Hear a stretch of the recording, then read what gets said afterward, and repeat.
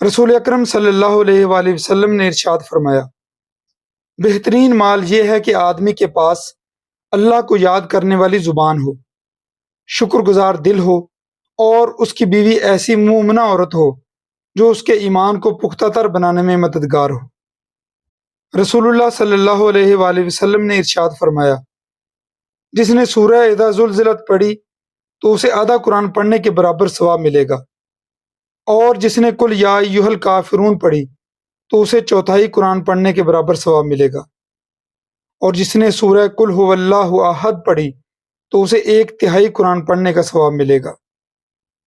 حضرت ابو ہریرہ رضی اللہ تعالیٰ عنہ سے روایت ہے کہ رسول اللہ صلی اللہ علیہ وآلہ وسلم نے فرمایا، بندہ اپنے رب کے سب سے زیادہ قریب اس حالت میں ہوتا ہے جب وہ سجدے میں ہوتا ہے، لہٰذا اس میں کثرت سے دعا کرو۔